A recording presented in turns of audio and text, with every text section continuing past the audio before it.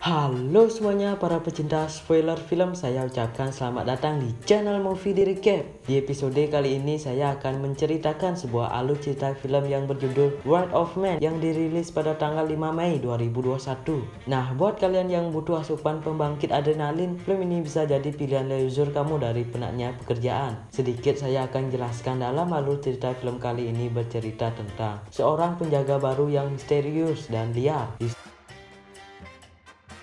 Sini orang misterius ini akan mencari informasi pelaku pembunuh anak sewatawayangnya dan bagaimana kelanjutannya. Film ini disutradarai oleh Guy Ritchie, dibintangi oleh aktor favorit saya yaitu Jason Statham, Hugh McClarney, Josh Hartnett, dan nama-nama besar lainnya. Sebelum masuk, saya mau mengingatkan untuk silahkan subscribe dulu channel ini dan like video kali ini supaya admin channel ini yang hanya beranggota satu orang saja supaya terus semangat membuat konten yang membuat kalian terhibur. Tanpa berlama-lama lagi, langsung saja kita masuk dalam alur cerita film Word of Man ini.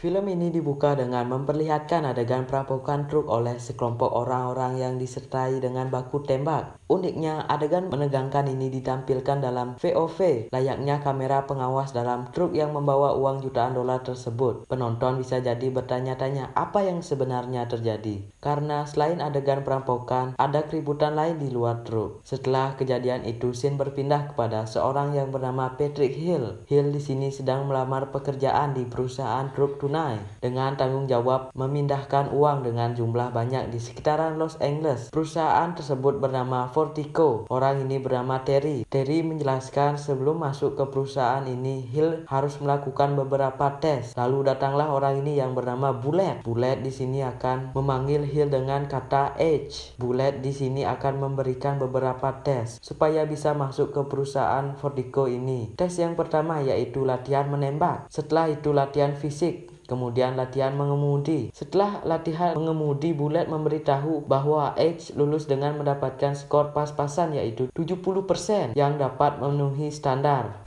70%. Just slipped in for this job. Let's get you suited.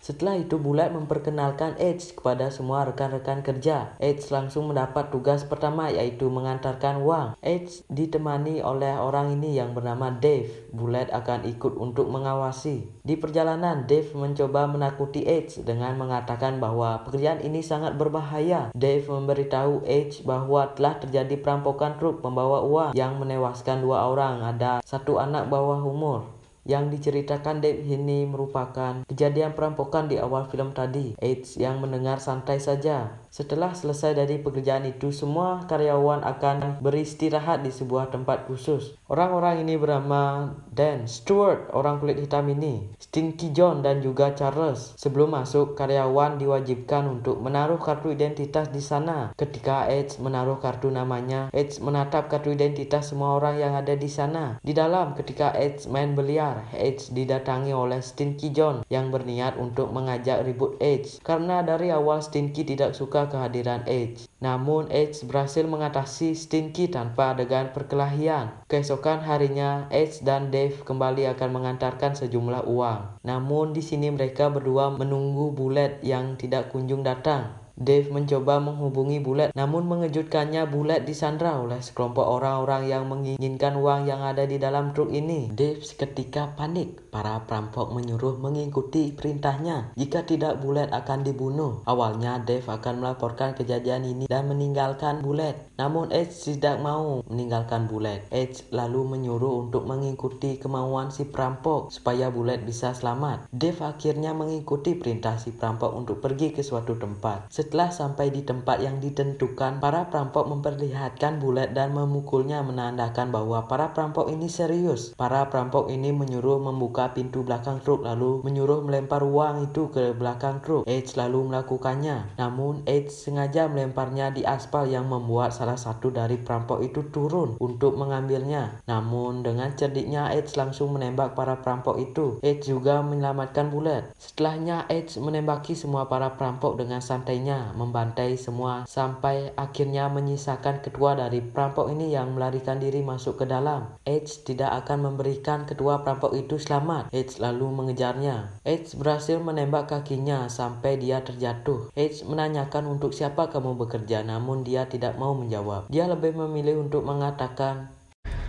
Who'd you work for? I said suck my fucking dick! What did you say? Suck my fucking dick! Suck your own dick. Lalu datanglah Bullet bersama Dave. Mereka berdua tercengang melihat apa yang telah Edge lakukan. Setelah dari kejadian itu, Edge dipanggil oleh detektif polisi yang menyelidiki kasus kejadian perampokan yang tadi.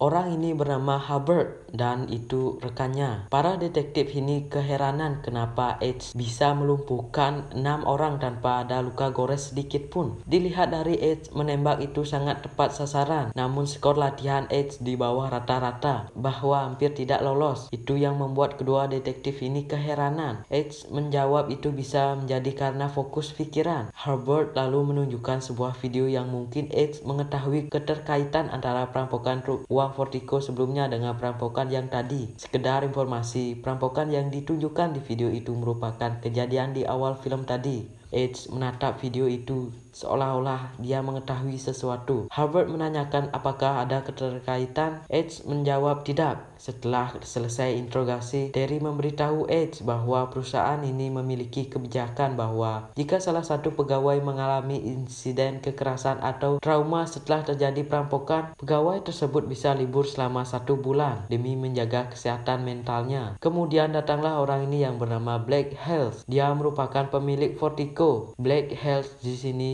mengucapkan terima kasih atas apa yang telah Edge lakukan kepada perusahaan ini. Dia malah meminta Edge untuk tetap bekerja karena berkat dirinya lah rating perusahaan Vertigo ini meningkat drastis. Health juga sang pemilik bahkan menyuruh Terry untuk mempromosikan Edge dibandingkan menyuruh beristirahat di dalam rumah. Sedangkan di sisi lain terlihat 2 orang ini yang tadi menginterogasi Edge yang sedang menelpon orang yang telah menyewanya. Orang ini bernama Agen King yang sepertinya mereka mengenali sosok Edge yang sebenarnya. King kemudian menyuruh kedua anak buahnya untuk membiarkan Edge bekerja di sana dan berpura-pura tidak mengetahui siapa di balik Edge yang sebenarnya. Di rumah Edge, dia kedatangan tamu yang bernama Kirsty. Dia memberikan Edge berkas personil Vertigo dan juga foto keluarga Dana. Edge lalu membawa berkas itu masuk untuk melihat informasi semua identitas tentang para pekerja Vertigo. Keesokan harinya Edge kembali bekerja. Kali ini Edge mendapat berbagai pujian dari rekannya semenjak insiden sebelumnya di mana ia berhasil mengalahkan perampok yang berusaha membajak truk pengantar uang. Singkatnya, 3 bulan kemudian Edge di sini akan mengantarkan sejumlah uang, kali ini hanya berdua saja. Namun di tengah perjalanan tiba-tiba truk ini dicegat oleh para perampok yang menginginkan uang ini. Para perampok lalu menyuruh keluar, namun ketika Edge menunjukkan wajahnya, para perampok ini langsung menyuruh semua rekannya untuk pergi meninggalkan tempat ini. They just walked away.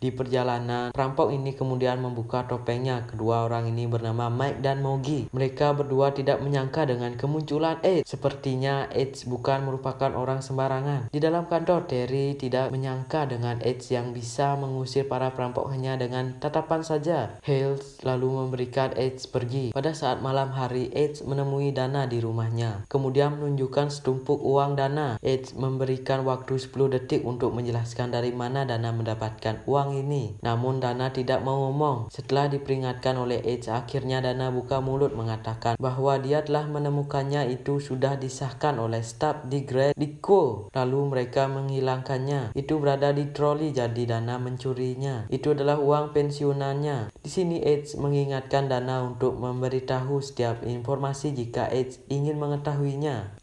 pembumi hangusan 5 bulan sebelumnya. Kemudian kita akan dijelaskan siapa Ed yang sebenarnya. Makanya kita akan diajak 5 bulan sebelumnya. Terlihat Ed bersama anaknya yang bernama Doggy yang baru saja keluar dari rumahnya yang akan pergi jalan-jalan. Namun Ed menerima sebuah telepon dari temannya yang bernama Mike. Mike di sini memiliki masalah pekerjaan. Mike membutuhkan bantuan Ed untuk mengawasi truk pembawa uang. Namun Ed menolaknya beralasan bahwa sedang bersama anaknya. Mike terus saja memaksa Ed yang akhirnya Ed menyetujui. Tanpa sepengetahuan Doggy, Ed mengajak Doggy pergi ke tempat di mana truk pembawa uang itu berada dan memarkirkan mobilnya. Ed di sini beralasan akan membeli makanan burrito dan menyuruh Doggy menunggu di dalam mobil. Ed selalu memesan makanan burrito sambil menunggu truk pembawa uang itu muncul. Ed selalu menelpon Mike menandakan bahwa dirinya sudah ada di posisi. Ed kemudian melihat truk itu belok ke kanan. Di dalam truk ini memperlihatkan bahwa truk ini dicegat, menandakan bahwa ada perampokan. Doggy melihat bahwa truk itu sedang dirampok. Ada salah satu perampok mengetahui keberadaan Doggy. Doggy berusaha menelpon ayahnya namun teleponnya tidak mau keangkat karena ayahnya sedang berada di panggilan lain. Perampok itu lalu menyuruh Doggy keluar dari mobil dan menyuruh tiarap. Doggy juga melihat para perampok itu membunuh 2 penjaga truk. Nah, kejadian ini merupakan kejadian yang diperlihatkan di awal film tadi. Ini merupakan flashback. Ketika Ed akan menemui anaknya, Ed melihat kejadian perampokan itu. Namun Doggy ditembak oleh para perampok itu. Ed berteriak berniat menolongnya, namun Ed malah ditembak oleh si perampok ini.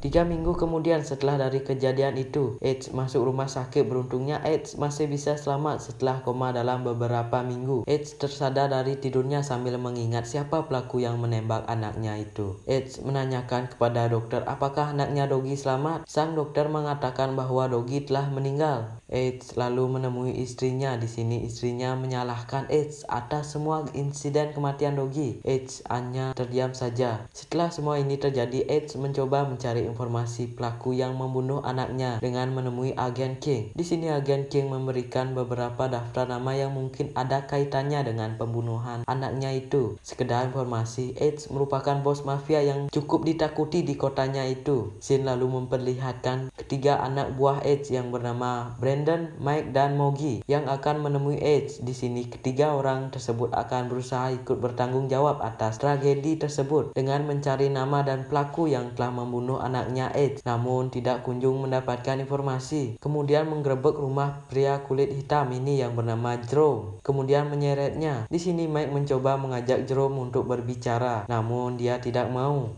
Lalu membawanya ke tempat kosong untuk diinterogasi. Dan akhirnya Ed mendapatkan sebuah nama yaitu Gasi Bersaudara, di mana mereka termasuk penjahat kelas kakap yang sering melakukan kejahatan berat. Ed dan yang lainnya kembali melanjutkan pencarian petunjuk dari keberadaan Gasi Bersaudara, di mana dirinya kini telah menangkap gerombolan penjahat yang telah merampok truk pengantar uang sebelumnya. Meskipun menurut Moggy mereka bukanlah komplotan dari Gasi Bersaudara. Moggy lalu memberitahu Ed bahwa mereka bukan komplotan Gasi Bersaudara, namun Ed keluar dengan langsung menembak para orang-orang itu. Ed kemudian menemui Christy yang telah membuatkan Ed dokumen palsu agar dirinya bisa menyelinap untuk menjadi anggota penjaga keamanan Vertigo dan mencari tahu siapa pembunuh dari anaknya itu. Jadi kita kembali ke masa awal. Ternyata Ed di sini telah mencari tahu semua identitas si para karyawan Vertigo. Jadi sudah jelaslah siapa sebenarnya si Ed ini. Scene kemudian berpindah memperlihatkan sekelompok orang-orang yang sedang duduk santai. Orang-orang ini merupakan veteran dari prajurit Amerika sedang berkumpul di dalam rumah, membicarakan tentang sebuah pekerjaan yang akan mereka lakukan. Pimpinan mereka yang bernama Jackson di sini mulai memberikan pekerjaan kepada rekan yang bernama Jane, Charles, Sam, Tom, dan juga Brad untuk merampok sebuah rumah demi mendapatkan sejumlah uang. We dealt with the fence. That's what we get. Lexus, 2 Rolex, 6-carat ring, chains. Wait a minute.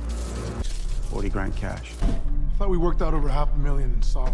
Merasa hasil dari perampokan itu masih kurang, Jackson kemudian merencanakan untuk merampok sebuah mobil lapis baja pengiriman uang demi mendapatkan uang tunai yang lebih banyak. Mereka juga memiliki orang dalam di perusahaan Fortico tersebut yang memungkinkan mereka untuk mendapatkan informasi yang akurat terkait mobil mana yang berpeluang untuk dirampok nantinya. Jackson juga membuat sebuah peraturan mengatakan bahwa anggotanya dilarang membeli barang mewah dari hasil uang tersebut dikarenakan akan menimbulkan perhatian nantinya. Dan misi mereka pun dimulai dengan menyamar sebagai tukang bersih-bersih. Mereka akhirnya berhasil membajak salah satu truk pengangkut uang tersebut. Setelah dari itu Jackson merayakan ulang tahun bersama keluarganya.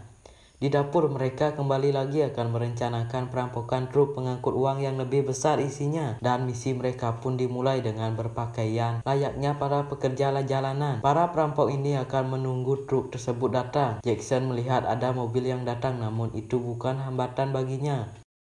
Jadi scene ini merupakan flashback kejadian di awal film tadi. Mobil yang parkir yang itu merupakan mobil Edge. Kita ini melihat kejadian flashback masa lalu. Lalu datanglah truk pengangkut uang. Mereka langsung mencegat dan langsung menyuruh para penjaga truk itu turun dan juga terlihat Jane yang sedang menyuruh Doggy keluar dari mobil. Mereka kemudian mengambil semua uang yang ada di dalam truk itu. Ketika Jane sedang mengawasi para pengemudi truk ini, tiba-tiba dia memberontak yang mengakibatkan Jane harus menembaknya dan juga orang di sampingnya ditembak.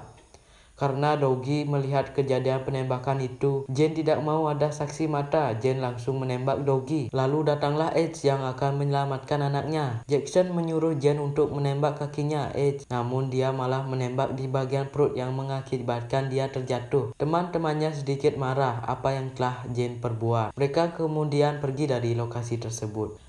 5 bulan kemudian dari kejadian perampokan tersebut, Jackson kembali mengajak rekannya untuk melakukan aksi terakhir mereka yang apabila misi ini berhasil, mereka semua bisa pensiun dari pekerjaan merampok dan hidup mewah selama hidupnya. Jackson mengajak anggotanya untuk merampok depo penyimpanan uang di mana depo adalah tempat mobil lapis baja mengumpulkan semua uang hasil pengantaran mereka. Misi kali ini akan mereka lakukan yang bertepatan dengan hari Black Friday. Black Friday sendiri diidentikan dengan pembelanjaan besar-besaran yang dilakukan oleh masyarakat Amerika dan Eropa, sehingga uang tunai yang beredar akan sangat besar pada hari tersebut. Diperkirakan oleh Jackson uang yang akan berada di depo pada Black Friday adalah 160 juta dolar atau setara hampir 3 triliun rupiah di depo Fortico. Terry selaku pimpinan di sana memastikan pada Black Friday hari ini semua anggota penjaga keamanan pengantaran truk pengangkut uang harus lebih waspada dan memastikan mereka dan juga uang yang dibawa bisa selamat sampai ke depo. Di sisi lain, Jackson yang sedang bersiap melakukan misinya kemudian menjemput Jane di kediamannya dan mendapati banyak barang-barang mewah di sana. Jackson kemudian menyuruh Jane untuk mengembalikan semua barang tersebut dan bergegas menjalankan misi mereka. Di tempat lain, Edge sedang melakukan misi pengantaran uang hanya berdua dengan Bullet, dan di luar dugaan, Bullet di sini lalu menceritakan tentang teman-temannya yang ternyata itu adalah kelompok dari Jackson dan menyuruh Edge untuk tidak melawan apabila Edge ingin selamat kali ini.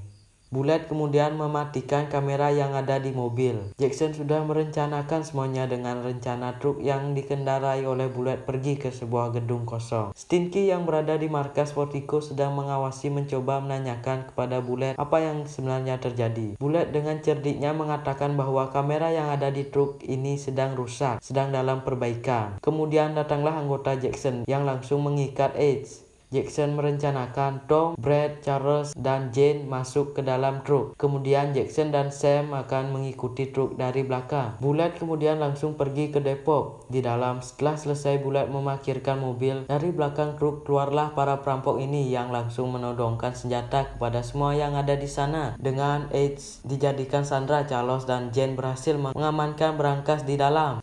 Stinky yang melihat sedang terjadi perampokan, dia kemudian menekan tombol alarm yang membuat orang ini melawan yang langsung menembaki para perampok itu.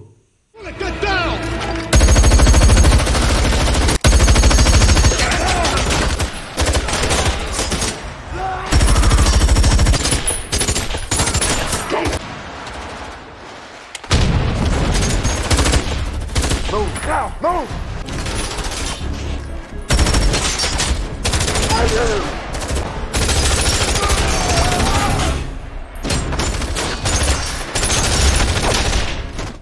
Setelah para anggota Jackson berhasil menumbangkan semua karyawan Depot, Brad ternyata terkena tembakan yang membuat dirinya sekarat. Kemudian orang ini membukakan pintu masuk supaya Jackson bisa masuk ke dalam Depot. Di dalam, Jackson dan anak buahnya kemudian mengambil semua setumpukan uang banyak itu. Tim SWAT akhirnya mengetahui kejadian perampokan itu, kemudian langsung bergegas berangkat pergi ke Depot. Di luar Depot, polisi setempat mencoba memblokir jalan supaya para perampok itu tidak bisa lewat. Di dalam, orang ini mencoba melawan dengan menembaki para perampok. H kemudian memanfaatkan penembakan itu untuk melawan para penjahat dengan langsung mencekik leher si perampok ini. Orang yang ini langsung dibunuh oleh si perampok. Ternyata Dana dan Stuart berada di dalam truk ini yang berusaha menghubungi tim SWAT. Mereka berdua melihat temannya yang tadi ditembak. H akhirnya berhasil membunuh para penjaga itu, kemudian dia melepaskan ikatan di tangannya dan juga melepaskan ikatan Terry dan Dave. H melihat keluar yang melihat para perampok sedang memasukkan uang ke dalam truk. Kemudian H memakai seragam orang yang tadi dibunuhnya, keluar dan menyamar mendekati orang ini dan langsung H menembaknya. H mempunyai rencana lain, yaitu menaruh ponselnya di dalam tas yang berisi uang supaya H bisa melacaknya. Tim SWAT masih dalam perjalanan ke Depot. Tom yang memakai topeng berhasil menemukan persembunyian Dave dan langsung menembaknya. Kemudian datanglah H yang langsung menembakinya dan mereka berdua langsung bergulat. Namun ketika H akan membunuhnya menggunakan pistol, ternyata pelurunya habis. Kemudian H langsung mengambil pisau dan menusuknya.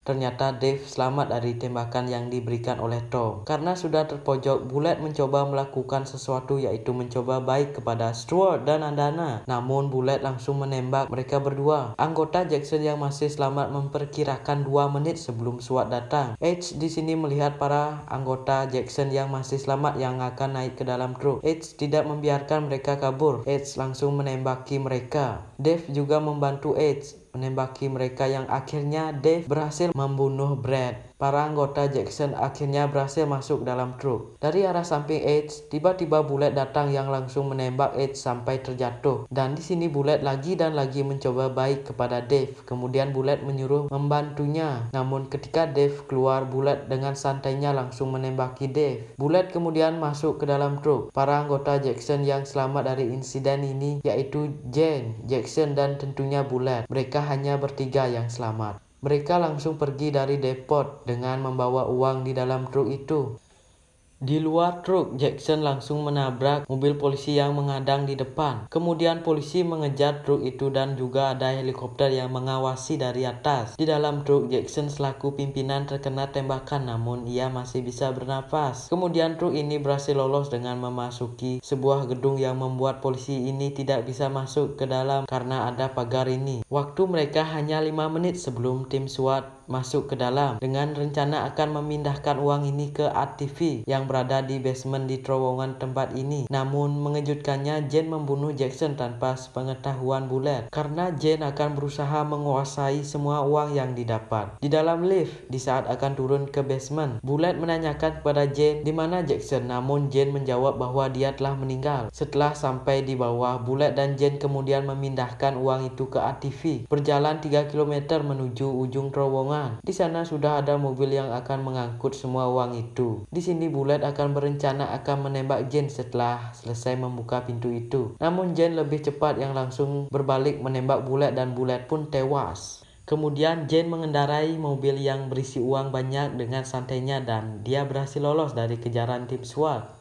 Di malam hari, di kediaman rumah Jane, sekarang dia akan menghabiskan sisa hidupnya untuk menghabiskan uang yang didapat. Namun dia malah mendengar ada ponsel yang berdering. Dia kemudian mendekati tas yang berisi uang dan membukanya. Jane kaget menemukan sebuah ponsel. Namun tiba-tiba H ternyata sudah ada di sana yang sedang duduk. H langsung menyuruh membaca surat itu dan dia kaget ternyata itu dokumen otopsi anaknya H, Doggy. Dan kemudian H dengan pistolnya langsung menembaki Jane hingga mati.